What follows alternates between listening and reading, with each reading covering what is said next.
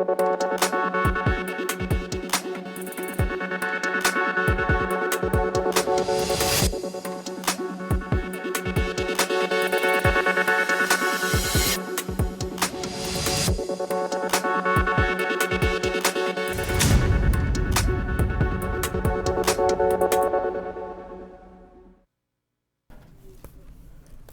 आप देख रहे हैं जन टीवी और मैं आपके साथ आकांक्षा। हमारी खबरों की शुरुआत से पहले एक नजर हेडलाइंस पर।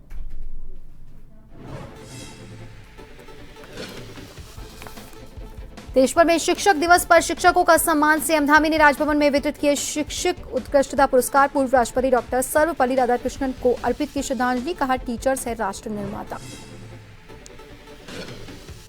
देहरादून और हरिद्वार में भाजपा कार्यकर्ताओं और पदाधिकारियों के संग बैठक। मुख्यमंत्री का पार्टी हित में सदस्यता ग्रहण करने का जोर।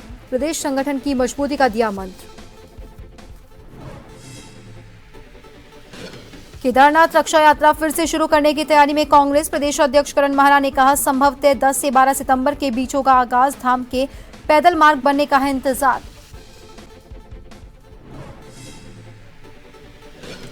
राज्य में बड़े स्तर पर प्रशासनिक फेरबदल। 6 जिला कलेक्टर के तबादले। 32 आईएएस अफसरों सहित 13 पीसीएस अधिकारी किए इधर उधर।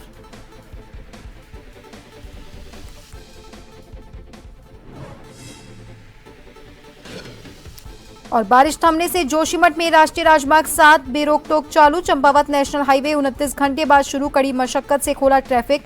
400 से ज्यादा वाहनों को निकाला गया सुरक्षित।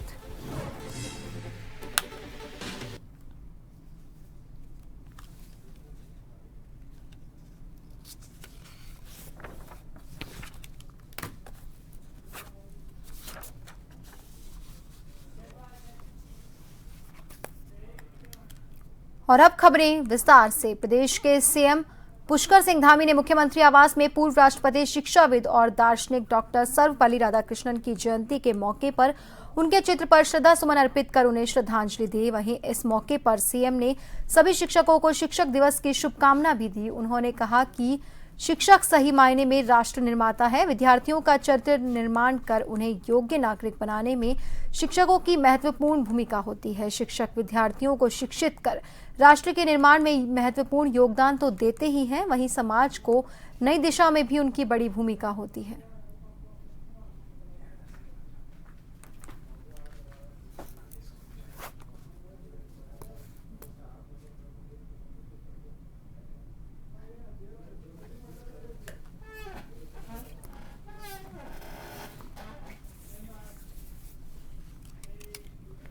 देश भर में शिक्षकों के सम्मान में शिक्षक दिवस के आयोजन हो रहे हैं। इस मौके पर देहरादून में राजभवन में पूर्व राष्ट्रपिता डॉक्टर सर्वपल्ली राधाकृष्णन की जयंती पर आपको बता दें शिक्षक दिवस का आयोजन हुआ। इस मौके पर सीएम धामी ने शैलेश मटियानी राज्य शैक्षिक उत्कृष्टता पुरस्कार वितरित किए। सीएम धामी ने कहा कि शिक्षक विद्यार्थियों के भविष्य का निर्माता है और उनको नई दिशा देने में बड़ी भूमिका निभाता है।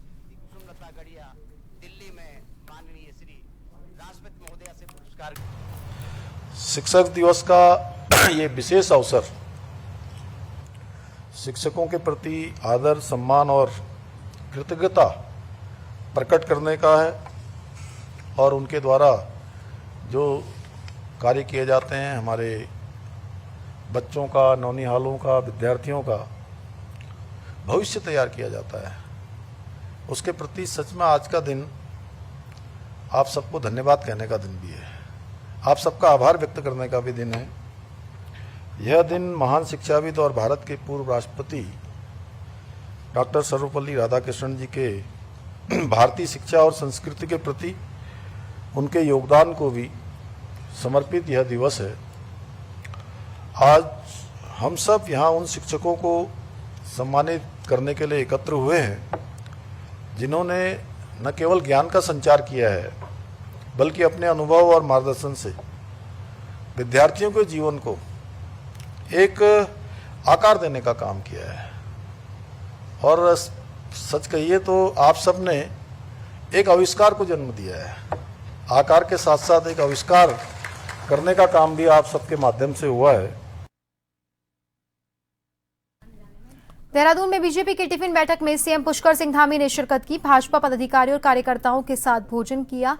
प्रदेश में चल रहे सदस्यता अभियान के अंतर्गत व्यापक स्तर पर सदस्यता ग्रहण करवाने पर जोर दिया। प्रदेश में संगठन को और ज्यादा मजबूत करने का मंत्र सीएम धामी ने दिया। बता दें, कई शासकीय कार्यों के साथ ही संगठन के लिए भी सीएम धामी निरंतर काम कर रहे हैं।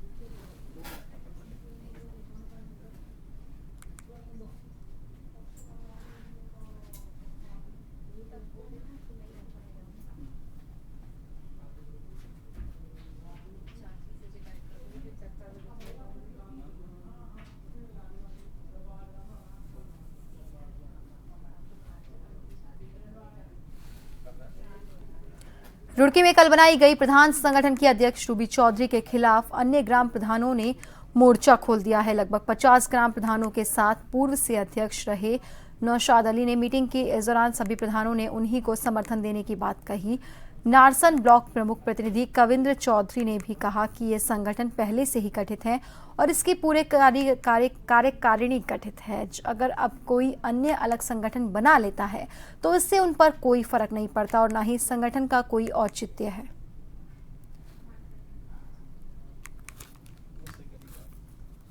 आप यहाँ पर आए, अभी आप देख रहे हैं यहाँ लगभग 50 के आसपास प्रधान मौजूद है। वो जो उन्होंने एक संवैधानिक प्रक्रिया अपनाई गई है उनके द्वारा, घर घर जाकर एक मोहर लगवाकर मतलब बीडीओ साहब को उन्होंने दिया ज्ञापन। वो तो एक जस्ट ज्ञापन है और उन्होंने का इशू बना दिया कि हमें अध्यक्ष चुन लिया गया। ऐसा नहीं है। अभी हमारा 4-5 महीने हमारा खुद का कार्यकाल है, क्योंकि 2 साल से पहले तो इसका यही नहीं है कि कोई अविश्वास प्रस्ताव ले आए। फिर उसके बावजूद भी हटाने के लिए मान लो पूरी बॉडी होनी चाहिए, वो पूरा हटाएंगे। फिर उसके बाद चुनाव प्रक्रिया होगी, वो निर्विरोध हो या जैसे भी कुछ हो। अभी तो सभी प्रधानों का सहयोग हमारे साथ है। उन्होंने कह दिया कि हम ही अध्यक्ष हैं। वो तो कुछ नहीं है, दावा करने का मकसद तो ये है। उसको तो देखो अभी खबर बीडीओ साहब ने भी उनका खंडन कर दिया था। तो उतना है कि वो तो अब स्वयं को कोई घोषित करना चाह रहा है तो वो तो 4 मिलकर भी घोषित कर सकता है।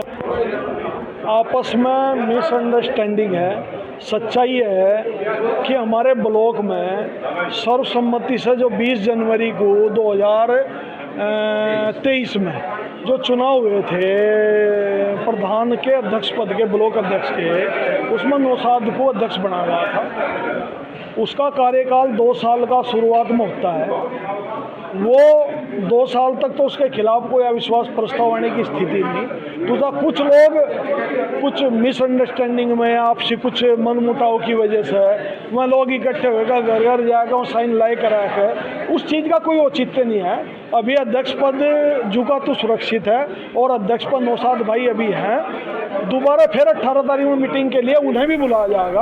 आपस में बैठ कर बात की अगर इनका आपस का मन।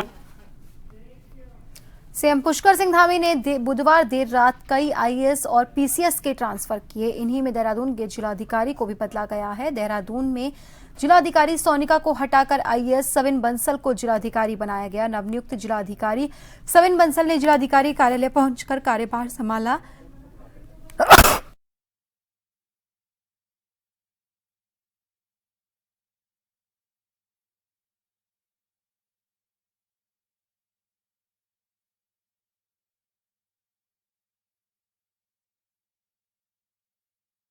तो प्रयास रहेंगे, स्ट्रेटजी रहेगी, वो कुछ अंतर रहेगा दोनों में। यहाँ पे हमारी स्टॉर्म वाटर ट्रेनिंग, फ्लडिंग और ट्रैफिक, लॉ एंड ऑर्डर और सफाई व्यवस्था के मुख्य हमारे कंसर्न पे रहते हैं। और सबर्ब ग्रामीण एरियाज में कुछ फैसिलिटीज़ का, सिटीजन सर्विसेज का अभाव रहता है, क्योंकि कुछ एरियाज हमारे नगर लिमिट से बाहर चले जाते हैं और कुछ जगह पे delivery up to the door steps of villages और पंचायत में कहीं ना कहीं पे डिफरेंस आ जाता है। भारतीय जनता पार्टी के सदस्यता अभियान कार्यक्रम की हरिद्वार में भी लॉन्चिंग की गई। हरिद्वार के जगजीतपुर स्थित भाजपा जिला कार्यालय में आयोजित कार्यक्रम में लोकसभा सांसद त्रिवेंद्र सिंह रावत जिले के पहले सदस्य बने और इसके बाद सैकड़ों कार्यकर्ताओं को सदस्यता दिलाई गई। तो वहीं भाजपा में इन दिनों सदस्यता अभियान चला रही है, जिसमें पुराने सदस्यों के साथ नवीनीकरण के साथ नए सदस्यों को भी जोड़ा जा रहा है। और इसी क्रम में सांसद त्रिवेंद्र सिंह रावत ने कहा कि इस कार्यक्रम के तहत पार्टी के कार्यकर्ता नए लोगों से संवाद कर उन्हें पार्टी की विचारधारा से अवगत कराते हैं और पार्टी के साथ जोड़ते हैं। तमाम लोगों से बातचीत करके और पार्टी के बारे में भी उनको बताते हैं, उनको समझाते हैं। अगर किसी के मन में कोई दुविधा है तो कार्यकर्ता जब उनके पास जाकर के उनको मेंबर बनाता है तो इन सारी चीज़ों को भी सुनकर आता है। फिर कई बार स्थानीय कुछ समस्याएं होती है, उन समस्याओं से भी कार्यकर्ता रूबरू होता है। कार्यकर्ता का अनुभव बढ़ता है, ज्ञान बढ़ता है और नए लोग पार्टी से जोड़ते हैं। कुछ समय पहले केदारनाथ क्षेत्र में आई आपदा के चलते मुख्य विपक्षी दल कांग्रेस की केदारनाथ प्रतिष्ठा रक्षा यात्रा स्थगित हो गई थी, जिसे अब कांग्रेस पार्टी दोबारा शुरू करने की तैयारी कर रही है। तो वहीं इसी क्रम में कांग्रेस के प्रदेश अध्यक्ष करण माहरा ने कहा कि हम केदारनाथ क्षेत्र के प्रशासन से लगातार संपर्क में हैं। जैसे ही केदारनाथ धाम का पैदल मार्ग बन जाएगा, जहां से हमारी यात्रा स्थगित हुई थी, वहीं से हम फिर से शुरू करेंगे। इसके साथ ही उन्होंने कहा कि 10 से 12 सितंबर के बीच की तारीख यात्रा के लिए तय की जा सकती है, जिसके बाद हम अपनी केदारनाथ प्रतिष्ठा रक्षा यात्रा को पूरा करेंगे। कांग्रेस की यात्रा को लेकर बीजेपी प्रदेश अध्यक्ष महेंद्र भट्ट ने कांग्रेस पर तंज कसते हुए कहा, अभी केदारनाथ धाम की आपदा खत्म हुई है, कांग्रेस अपनी यात्रा फिर से शुरू करके नई आपदा को जन्म दे।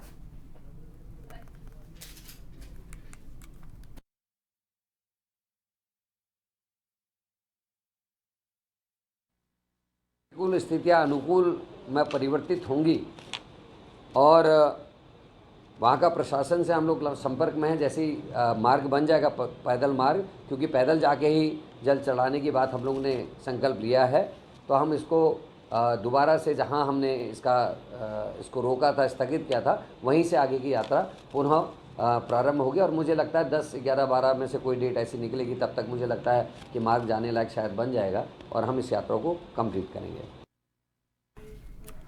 बद्रीनाथ से विधायक लखपत बुटोला ने गुरुवार को कांग्रेस मुख्यालय में प्रेस वार्ता की, जिसमें उन्होंने बद्रीनाथ में आपदा ग्रसित क्षेत्रों को लेकर चिंता जताई। उन्होंने कहा कि उत्तराखंड अभी आपदा से प्रभावित है, चमोली के अधिकांश सड़कें ग्रस्त है, फिर भी सदन में हमें आपदा को लेकर बोलने का मौका नहीं दिया गया। उन्होंने कहा कि हिमाचल सरकार ने पहल शुरू की, विधायक, मंत्री और मुख्यमंत्री अपने 6 महीने का वेतन आपदा के लिए देंगे और उसी तर्ज पर कई अनुरोध करता हूं सरकार से कि 2 महीने का वेतन आपदा के देने की कृपा करें। इसी क्रम में लखपत बुटोला ने बताया कि उन्होंने विधानसभा अध्यक्ष को पत्र लिखा है कि उनकी 6 महीने का बढ़ा हुआ वेतन आपदा ग्रसित क्षेत्रों के लिए देना चाहते हैं। इस पर्वतीय राज्य के लिए उम्मीद करते थे कि जैसे इस समय ग्रीष्मकालीन सत्र, मानसून सत्र गैरसैंण के अंदर रखा गया, तो सदन के अंदर मैंने मांग की थी और कांग्रेस ने मांग की थी कि मानसून सत्र में, क्योंकि आपदा का समय है और आपदा पे बहस, उस पे आपदा में सदन के अंदर चर्चा होनी चाहिए। सत्र छोटा होने की वजह से चर्चा नहीं हो पाई और जो मेरे क्षेत्र में इस समय जो सबसे प्रभावित क्षेत्र है वो बद्रीनाथ विधानसभा है।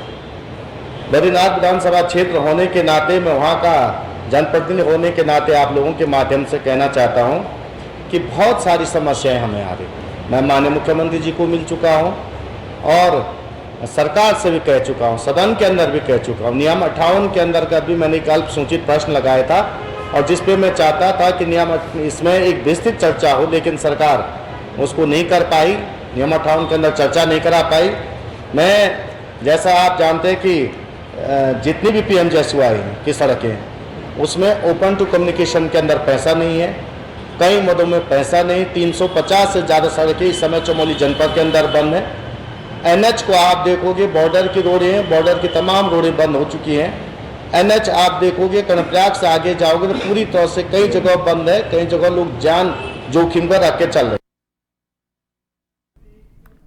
हाईकोर्ट ने हल्द्वानी शहर में मंगल पड़ाव से रोडवेज बस स्टेशन तक सड़क के सौंदर्यीकरण और चौड़ीकरण के मामले में नगर निगम और लोक निर्माण विभाग की ओर से अतिक्रमणकारियों को दिए गए ध्वस्तीकरण के नोटिस पर सुनवाई की। कोर्ट ने जिला प्रशासन और नगर निगम से कहा कि सड़क चौड़ीकरण की जद में आ रहे प्रत्येक भवन स्वामियों सहित किराएदारों के मामले में अलग अलग शपथ पत्र पेश करें। कोर्ट ने तब तक यथास्थिति बनाए रखने के निर्देश दिए। मामले की सुनवाई 14 अक्टूबर को होगी। मुख्य न्यायाधीश ऋतु बाहरी और न्यायमूर्ति राकेश थपलिया की खंडपीठ के समक्ष मामले की सुनवाई हुई।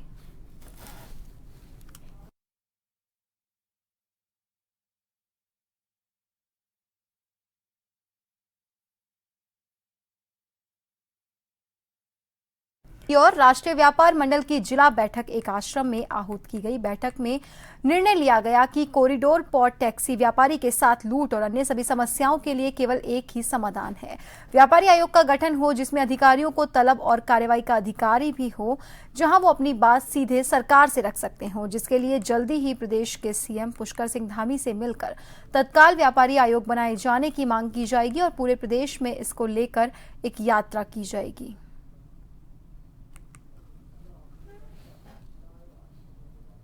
माननीय मुख्यमंत्री पुष्कर सिंह धामी जी द्वारा और देश के यशस्वी प्रधानमंत्री आदरणीय नरेंद्र मोदी जी द्वारा एक बहुत बड़ी योजना, एक बहुत बड़ी सौगात कॉरिडोर के रूप में दी गई है और हरिद्वार वासी, हरिद्वार के व्यापारी भी चाहते हैं कि हरिद्वार में कॉरिडोर बने, लेकिन ये कॉरिडोर बने और किसी व्यापारी को भी इस प्रकार का कष्ट ना हो, किसी व्यापारी को इस पे मतलब उसका व्यापार भी ना उजड़े, शहर भी सुंदर बने और कॉरिडोर भी बने। हरिद्वार चूंकि बड़े आयोजनों का एक केंद्र है, चाहे वो महाकुंभ हो, चाहे वो सोमती का स्नान रहता हो, चाहे वो कावड़ की यात्रा रहती हो, तो इस प्रकार की जो ये भीड़ वाला एरिया होता है, इसमें कॉरिडोर बनना चाहिए। अंतर्राष्ट्रीय हिंदू परिषद के नेतृत्व में और जीबी पंथ फेयर फाउंडेशन के सहयोग से टनकपुर में प्रथम बार राजा राम चौराहे से तुलसी चौराहे तक धूमधाम के साथ लखिया बूथ हिल यात्रा निकाली गई, जिसमें लखिया बूथ आकर्षण का केंद्र बना रहा। वेलफेयर फाउंडेशन के अध्यक्ष नवीन पंत ने बताया कि पिथौरागढ़ कुमोड़ की प्रसिद्ध लखिया बूथ हिल यात्रा को टनकपुर में पहली बार निकाला गया है। इसमें लखिया बूथ आकर्षण का केंद्र होता है, जिसको भगवान शिव का गण माना जाता है।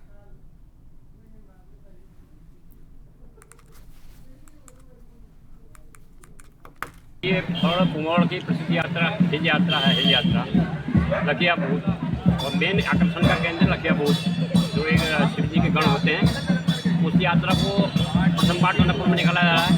तो हमारा फाउंडेशन का सहयोग इसमें है, वेलफेयर फाउंडेशन का। तो हम सोचते हैं उत्तराखंड के लोक पर्व के हिसाब से, लोक संस्कृति के हिसाब से एक बढ़ावा देने के लिए जो कार्यक्रम जारी किया गया है और ये कार्यक्रम हमारा विश्वास है कि आगे भी जारी रहेगा।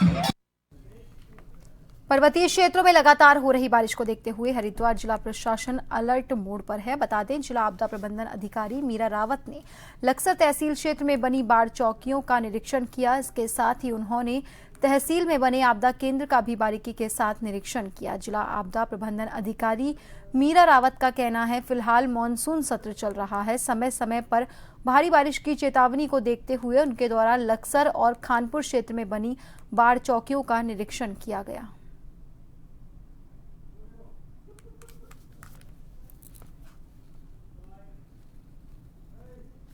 अभी मानसून सत्र चल रहा है और भारी बारिश की समय समय पर चेतावनी के दृष्टिगत जो है, क्योंकि लक्सर हमारा जो है बाढ़ प्रभावित क्षेत्र है, लक्सर खानपुर, तो मेरे द्वारा जो है कि सभी चारों बाढ़ चौकियों का जो है निरीक्षण किया गया है और आज तहसील नियंत्रण कक्ष का भी मैंने निरीक्षण किया और एसडीएम साहब से वार्ता भी की। तो जो बाढ़ चौकियों में हमारे आपदा मित्र तैनात हैं और हमारे फायर और पुलिस के कार्मिक भी वहाँ पर तैनात हैं। जो इक्विपमेंट वहाँ पर हमने रखे हुए हैं उसमें से कतिपय इक्विपमेंट जो है वो सही स्थिति में नहीं है, जिनके लिए मैंने तुरंत उसको रिपेयर करने के लिए और उसको रिप्लेस करने के लिए मैंने कहा है।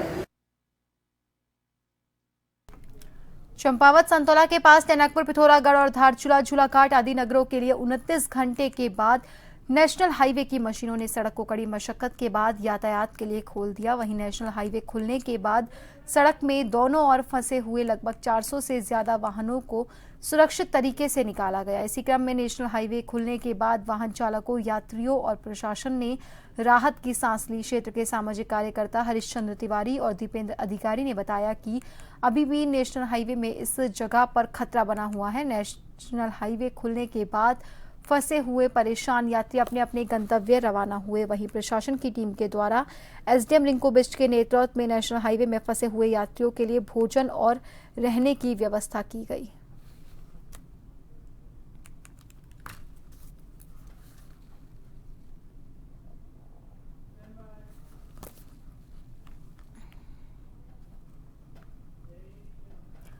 जोशीमठ में बारिश के चलते कई मोटर मार्ग ठप पड़े हुए थे। वहीं कई मोटर मार्गों को खोल दिया गया, जिनमें राष्ट्रीय राजमार्ग 7 कमेड़ा गौचर कर्णप्रयाग, चमोली, जोशीमठ, बद्रीनाथ मोटर मार्ग, राष्ट्रीय राजमार्ग जोशीमठ, मलारी नीति मोटर मार्ग, राष्ट्रीय राजमार्ग सिमली थराली ग्वालदम मोटर मार्ग यातायात हेतु सामान्य सुचारू है। राष्ट्रीय राजमार्ग गोपेश्वर मंडल चोपता मोटर मार्ग छोटे वाहनों हेतु सुचारू है। राष्ट्रीय राजमार्ग कर्णप्रयाग गैरसैंण पांडु वाखाल मोटर मार्ग भी सुचारू कर दिया गया।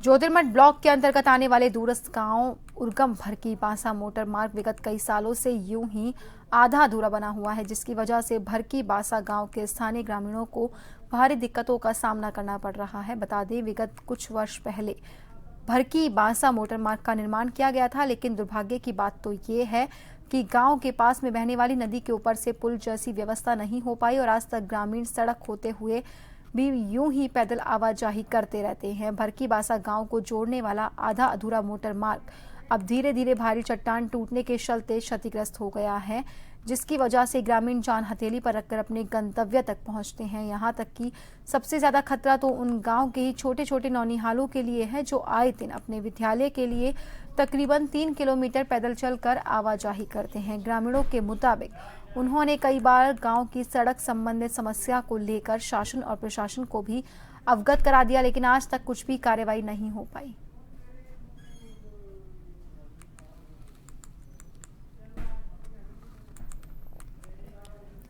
जोशीमठ ब्लॉक के दूरस्थ गांव पगनो विगत कई सालों से दरार और भूस्खलन का दंश झेल रहा है, जिसको लेकर ग्रामीणों में काफी दहशत का माहौल बना हुआ है। पगनो गांव के ठीक ऊपर से पहाड़ियों का भारी मलबा ग्रामीणों के घरों तक पहुंच रहा है, जिसके चलते कई परिवारों के घर, गाय की गौशालाएं और किसानों के खेत खलियान सब कुछ क्षतिग्रस्त हो चुके हैं। गुस्साए पगनो गांव के ग्रामीणों ने जोशीमठ ज्योतिर्मठ नगर में प्रदर्शन किया। पीड़ित परिवारों का कहना है कि यदि जल्द शासन और प्रशासन पगनो गांव को विस्थापन और पुनर्वास नहीं करता तो आने वाले दिनों में और भी तेज उग्र आंदोलन किया जाएगा।